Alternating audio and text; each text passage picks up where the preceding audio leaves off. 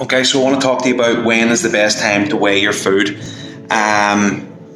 So if we're talking about things like carbs, so I'm talking pastas, rice, potatoes, porridge, oats, those kinds of foods, what I like to do is I like to weigh those before I've cooked them.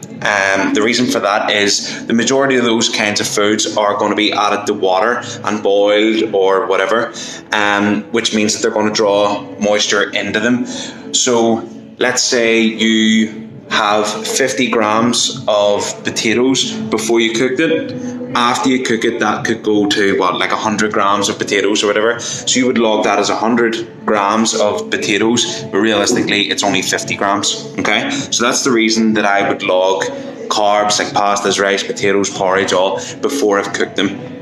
So what I'll do is I'll take my kitchen scales, set them to 0, and then start pouring whatever I'm going to eat into the bowl. Whatever the reading is, you'll log it in that way.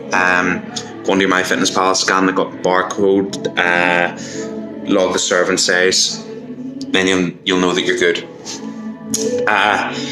So proteins, things like meats, chicken, beef, all those kinds of things. What I do is I would weigh those after I've cooked them, for the exact opposite reason to carbs. Usually when you cook chicken and beef and stuff, they'll lose the moisture out of them, and they'll weigh less after you've cooked them. So what I'll do is, after I've cooked my chicken, I'll get the kitchen scales, set them to 0, and start portioning out the chicken into the bowl.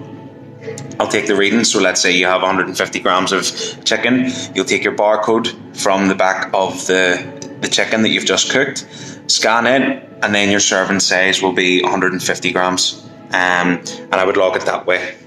It gets a wee bit messy when we're talking about things like oils and sauces and peanut butter and stuff. So there's a couple of different ways that you can do it. I wouldn't use like a tablespoon or a teaspoon measurement. What I'll do is I'll go for grams. So for peanut butter and sauces and stuff, I will take a spoon and I'll put it onto the scales, and I'll set the scales to 0 then, so that I know anything that I scoop out of the peanut butter jar or any sauce that I put onto that spoon is the only weight that is being counted. It's not the weight of the spoon that's being counted. It's all just the peanut butter, all just the sauce. The only time that I would really use tablespoon measurements is when I'm using things like olive oil. So you've got them for like bacon, so you get a half teaspoon or a quarter teaspoon or whatever. I would use those and just fill it up with the olive oil, and usually you'll get a pretty good serving size to track on MyFitnessPal that way.